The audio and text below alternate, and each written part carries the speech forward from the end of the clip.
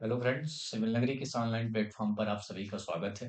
दोस्तों, MPPSC prelims 2026 को ध्यान में रखते हुए हम पीवाई को सॉल्व कर रहे हैं। पिछली वीडियो में हमने 2019 के क्वेश्चन को सॉल्व किया था। आज की वीडियो में हम 2019 के ही बचे हुए क्वेश्चन को देखेंगे और समझेंगे कि एमपीपीएससी की पूछने की अप्रोच क्या है। तो चलिए वीडियो को आगे बढ़ाते हैं और देखते हैं आज का पहला क्वेश्चन।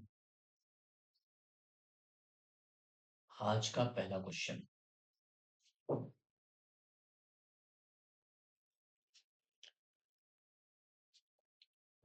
आज का पहला क्वेश्चन जो है, पहला क्वेश्चन पढ़ते हैं।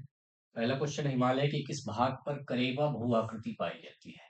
करेवा, क्वेश्चन फिर से पढ़ें। हिमालय के किस भूभाग पर करेवा भू आकृति पाई जाती है? आपके ऑप्शन है।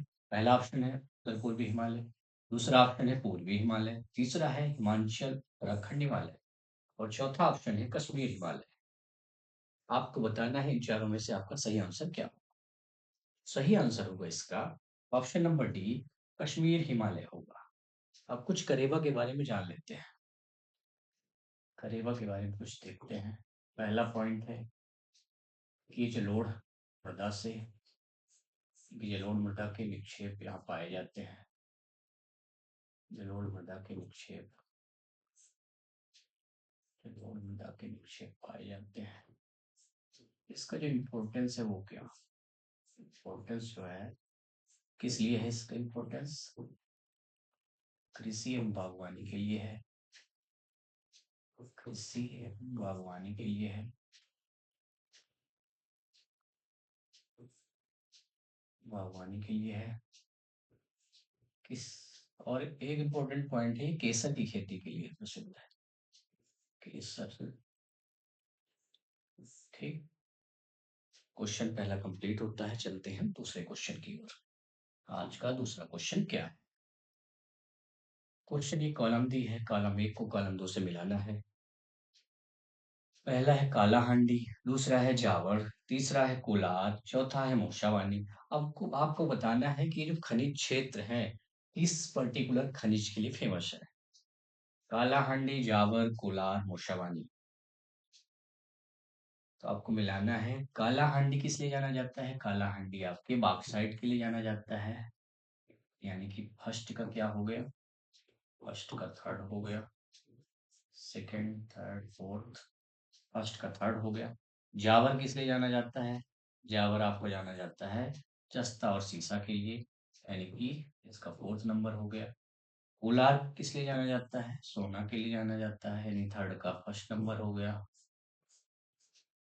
और बचा मूसावानी, मूसावानी तांबा के लिए जाना जाता है, यानी फोर का टू नंबर हो गया। क्या होगा इसका सही option? 3412, 3412, that is option number C. ठीक, चलते हैं अगले क्वेश्चन की ओर। देखते हैं आज का तीसरा क्वेश्चन। निम्नलिखित में से किस जनगणना दशक में सेक्स रेशियो, लिंगानुपात भारतवर्ष में सबसे अधिक गिरावट दर्ज की गई? आपको वह दशक बताना है जब सेक्स रेशियो में सबसे अधिक गिरावट दर्ज की गई। आपके ऑप्शन है 1921 से 41, दूसरा ऑप्शन है 1961 से 71, तीसरा ऑप्शन है 1981 से 95, चौथा ऑप्शन है 2001 से 2011। आपको बताना है इसका करेक्ट आंसर क्या हो। तो जिसका करेक्ट आंसर होगा वो होगा ऑप्शन नंबर बी, 1961 से 71। 1961 में लिंगानुपात लगभग 941 था। 71 आते आते 930 हो गया, यानी कि लगभग 11 अंकों की गिरावट देखी गई। प्रेजेंट में कितना है नोट कर लेते हैं। 2011 में क्या है? 2011 में क्या है? 943। ठीक, बढ़िया क्वेश्चन है। चलते हैं अगले क्वेश्चन की ओर। अगला क्वेश्चन है कि स्वर्णिम चतुर्भुज का पूर्वी पश्चिम गलियारा, यानी कि वह ईस्ट एंड वेस्ट कॉरिडोर की बात कर रहा है। ईस्ट एंड वेस्ट कॉरिडोर निम्नलिखित में से किन केंद्रों को जोड़ती है? ये आपको बताना है। ईस्ट एंड वेस्ट के बीच जो कॉरिडोर है किन दो केंद्रों को जोड़ता है? आपके ऑप्शन है सिलचर एवं पोरबंदर, ऑप्शन नंबर बी है गुवाहाटी एवं अहमदाबाद, ऑप्शन नंबर सी है कांडला एवं तिनसुकिया। ऑप्शन नंबर डी है ईटानगर एवं जामनगर। आपको बताना है सही आंसर क्या होगा। तो जब हम बात ईस्ट एवं वेस्ट कॉरिडोर की बात करते हैं तो इसका ऑप्शन क्या होगा सही? ऑप्शन नंबर ए होगा आसाम के सिलचर। आसाम के सिलचर एवं गुजरात का पोरबंदर। ये लगभग 3400 किलोमीटर। ठीक। अब जब हम ईस्ट वेस्ट पढ़ लिए हैं तो नॉर्थ साउथ भी देख लेते हैं। नॉर्थ साउथ कॉरिडोर जो श्रीनगर से श्रीनगर से श्रीनगर से कन्याकुमारी।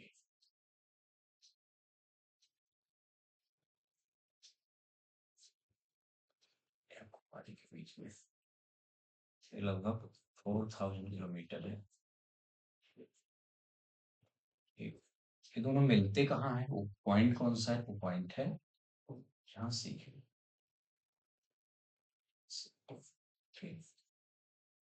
क्वेश्चन कंप्लीट होता है। चलते हैं अगले क्वेश्चन की ओर। देखते हैं अगला क्वेश्चन क्या है। अगला क्वेश्चन है ये यहाँ पर औद्योगिक है। औद्योगिक विकास केंद्र मानमौर मध्य प्रदेश के किस जिले में? आपके ऑप्शन है मुरैना, दूसरा ऑप्शन है भिंड, तीसरा ऑप्शन है शिवपुरी, चौथा ऑप्शन है गुना। बताना है कि बानमौर जो औद्योगिक केंद्र है मध्य प्रदेश के किस जिले से बिलोंग करता है। तो वो है करेक्ट ऑप्शन क्या होगा? मुरैना। अब बानमौर क्यों फेमस है? यहाँ पर पहली फर्स्ट सीमेंट फैक्ट्री लगाई गई मध्य प्रदेश की। सीमेंट फैक्ट्री सीमेंट फैक्ट्री लगाई गई 1922 में। और कत्था बनाने का कारखाना भी है यहाँ पर फेमस है काफी। ठीक। ऐसे औद्योगिक केंद्रों को पढ़ें आप, तैयार करें। चलते हैं अगले क्वेश्चन की ओर। अगला क्वेश्चन है मेक इन इंडिया कार्यक्रम कब आरंभ किया गया? मेक इन इंडिया कब प्रारंभ किया गया? बताना है। नवंबर 2012 पहला ऑप्शन है। ऑप्शन नंबर बी है सितंबर 2014। ऑप्शन नंबर सी है जनवरी 2014 और ऑप्शन नंबर सी है सितंबर 2016। तो आपको बताना है इसका करेक्ट ऑप्शन क्या होगा। मेक इन इंडिया कार्यक्रम ये प्रारंभ किया गया 25 सितंबर 2014। 25 सितंबर 2014। तो करेक्ट ऑप्शन क्या होगा? ऑप्शन नंबर बी 12वीं पंचवर्षीय योजना के दौरान किया गया था प्रधानमंत्री मोदी के द्वारा। ठीक। चलते हैं अगले क्वेश्चन की ओर। अगला क्वेश्चन है निर्यात उत्कृष्ट शहर मध्य प्रदेश के कौन से दो शहर शामिल है? निर्यात उत्कृष्ट शहर में मध्य प्रदेश के कौन से दो ऐसे शहर हैं जो शामिल है? ये 2019 क्वेश्चन टाइम का करंट का क्वेश्चन रहा होगा इसलिए पूछा गया है। हालांकि प्रेजेंट में भी देवास इंदौर फेमस है। ऑप्शन नंबर बी है सागर रतलाम, ऑप्शन नंबर सी है Rewa Satna, option number D है मुनासिब। इसमें जो दो शहर शामिल किए गए थे उस टाइम पर वो है देवास और इंदौर। और ये दोनों फेमस है। इंदौर के पास है पीथमपुर, वो ऑटोमोबाइल के लिए जाना जाता है। और देवास भी औद्योगिक रूप से फेमस है। ये बहुत देश से फेमस है। ठीक। क्वेश्चन कंप्लीट होता है। चलते हैं अगले क्वेश्चन की ओर। अगला क्वेश्चन है भारत सरकार का कौन सा मंत्रालय भारत की विदेश व्यापार नीति से संबंधित है? Foreign trade policy. Foreign trade policy की बात कर रहा है। पहला है रक्षा मंत्रालय यानी कि मिनिस्ट्री ऑफ डिफेंस, दूसरा है विदेश मंत्रालय, तीसरा है वाणिज्य एवं उद्योग मंत्रालय और चौथा है गृह मंत्रालय। क्वेश्चन फिर से पढ़ लें। भारत सरकार का कौन सा मंत्रालय भारत की विदेश नीति से संबंधित है? भारत की विदेश नीति से संबंधित आपको बताना है रक्षा मंत्रालय की विदेश मंत्रालय, सी नंबर वाणिज्य उद्योग मंत्रालय की डी नंबर के गृह मंत्रालय। करेक्ट ऑप्शन क्या होगा? वाणिज्य उद्योग मंत्रालय। फॉरेन ट्रेड पॉलिसी के बारे में थोड़ा सा देख लेते हैं। प्रेजेंट में कौन सी लागू है? वर्तमान में जो लागू है फॉरेन ट्रेड पॉलिसी पॉलिसी 2023 वाली लागू है। पूर्व में कौन सी लागू थी? 2015 वाली लागू थी। 2015 वाली लागू थी। ठीक, चलते हैं अगले क्वेश्चन की ओर, देखते हैं क्वेश्चन क्या है। ठीक, क्वेश्चन है मध्य प्रदेश वित्त निगम फाइनेंस कॉर्पोरेशन का मुख्यालय हेडक्वार्टर क्या है? मध्य प्रदेश वित्त निगम का मुख्यालय कहाँ है? बताना है। Option number A Indore, option number B Bhopal, option number C Jabalpur, option number D Ujjain. Madhya Pradesh वित्त निगम का मुख्यालय कहाँ है? तो आपका करेक्ट ऑप्शन होगा मध्य प्रदेश के इंदौर। ये मध्य प्रदेश की आर्थिक राजधानी है। कब बना ये? 1955 में बना। 1955 में बना। इसके अलावा ज्यादातर जो निगम है वो कहाँ पर है? भोपाल में है, लेकिन एक और निगम जो है तो इंदौर में है, वो है वस्त्र उद्योग निगम, वस्त्र वाला। लगभग शायद 1970 का। ठीक, ऐसे मुख्यालय आप तैयार करें।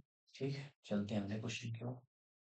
अगला क्वेश्चन है बोधन दौआ किसका सेनापति था? क्वेश्चन फिर से पढ़ लें। बोधन दौआ किसका सेनापति था? ऑप्शन नंबर ए शाहगढ़ के राजा बकरबली का, कि बानपुर के राजा मंडन सिंह का, थर्ड है हीरापुर की राजा हृदय शाह का, और ऑप्शन नंबर डी है झांसी की रानी Lakshmibai. Option number A Shahgarh के राजा बकरबली का, ऑप्शन नंबर बी बानपुर के राजा मंडन सिंह का, और ऑप्शन नंबर सी हीरापुर के राजा हृदय शाह का। ऑप्शन नंबर डी है झांसी की रानी लक्ष्मीबाई। सही ऑप्शन क्या होगा? सही ऑप्शन होगा शाहगढ़ के राजा बकरबली का। पहले इन्होंने 1842 में जब बुंदेला विद्रोह हुआ तो इन्होंने अंग्रेजों का साथ दिया। अंग्रेजों का साथ दिए, लेकिन 1857 में ये अंग्रेजों के विरोध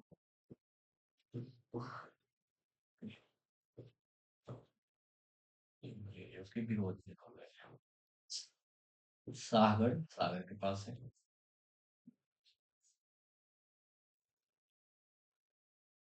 ठीक, चलते हैं अगले क्वेश्चन की ओर।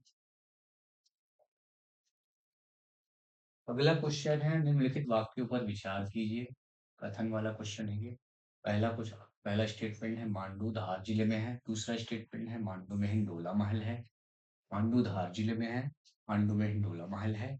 उक्त वाक्यों के आधार पर सही करेक्ट ऑप्शन बताइए कौन सा करेक्ट है। ऑप्शन नंबर ए केवल एक सत्य है, ऑप्शन नंबर बी केवल दो सत्य है, ऑप्शन नंबर सी दोनों गलत है, ऑप्शन नंबर डी दोनों ट्रू है यानी सत्य है। तो मांडू धार जिले में है, ये सही है। मांडू में हिंडोला महल है, ये भी सही है, यानी कि आपके ऑप्शन सत्य हो गए। Option number D. मांडू के बारे में और थोड़ा सा नाम लेते हैं। सिटी ऑफ जॉय के नाम से सीधा जाना जाता है। सिटी ऑफ जॉय, पुराना नाम इसका सादियाबाद है।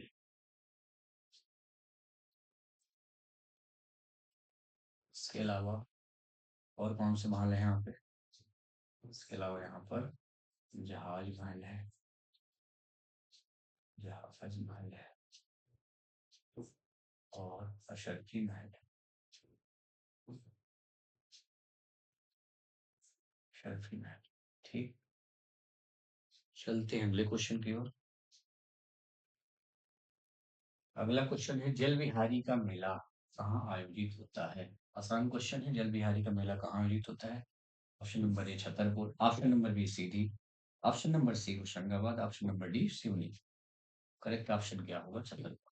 जल विहारी का मेला छतरपुर में आयोजित होता है। चलते हैं अगले क्वेश्चन की ओर। अगला क्वेश्चन है निम्न पुरस्कारों के प्रारंभ किए गए वर्षों के आधार पर प्रारंभ से बाद का, यानी कि सबसे पहले कौन सा चालू हुआ और फिर उसके बाद कौन सा है, ये बताना है आपको। राजीव गांधी खेल रत्न, ध्यानचंद पुरस्कार, अर्जुन पुरस्कार, द्रोणाचार्य पुरस्कार। आपको सही क्रम में इसको दर्शाना है और बताना है कि कौन सा सही होगा। तो राजीव गांधी खेल रत्न पुरस्कार कब प्रारंभ किया गया? 1991 में। ध्यानचंद 2002 के आसपास। अर्जुन पुरस्कार 1961 के आसपास, द्रोणाचार्य 1985। सबसे पहले वाला कौन सा हो गया? 3 हो गया, फिर उसके बाद 4 हो गया, उसके बाद फिर 1 हो गया, फिर उसके बाद 2 हो गया। 3 4 1 2। Option number C, 3 4 1 option complete होता है। चलते हैं अगले क्वेश्चन की ओर। अगला क्वेश्चन है, रियो ओलंपिक 2016 के उद्घाटन समारोह में भारतीय दल का ध्वजवाहक कौन था? रियो ओलंपिक 2016 के उद्घाटन समारोह में भारतीय दल का ध्वजवाहक कौन था? फ्लैग बियरर कौन था? शिव केशवन, नीरज चोपड़ा, शिव केशवन, नीरज चोपड़ा, सुशील कुमार, अभिनव बिंद्रा। कौन होगा इसका option? Option number D, Abhinav Bindra. Abhinav Bindra वही है जिन्होंने बीजिंग में 2008 में बीजिंग ओलंपिक गोल्ड मेडल जीता था। शूटिंग से संबंधित है ये। ठीक, अच्छा क्वेश्चन है। चलते हैं अगले क्वेश्चन की ओर। 2028 के ग्रीष्म ओलंपिक खेलों का आयोजन किस शहर में होगा? ग्रीष्म ओलंपिक खेलों का आयोजन किस शहर में होगा? आपको बताना है 2028 के ग्रीष्म ओलंपिक खेलों का आयोजन किस शहर में होगा, वो शहर बताना है। पहला है एम्स्टर्डम, दूसरा है जापान का टोक्यो, तीसरा है पेरिस, चौथा है लॉस एंजलिस। तो पेरिस वाला तो 2024 में हो चुका है, तो 2028 में जो होगा वो होगा लॉस एंजलिस, यूएसए में। ठीक, एक तरह के खेलों के जो आयोजन होते हैं वो आपको तैयार करना चाहिए। चलते हैं अगले क्वेश्चन की ओर। IAAF, IAAF का हेडक्वार्टर कहाँ है? मुख्यालय स्विट्जरलैंड, दक्षिण अफ्रीका, जर्मनी, मोनाको। तो ये कहाँ है? ऑप्शन नंबर डी, मोनाको में है। IAAF कब बना? ये 1912 में बना। प्रेजेंट में इसे किस नाम से जाना जाता है? प्रेजेंट में इसे वर्ल्ड एथलेटिक्स के नाम से जाना जाता है। World athletics,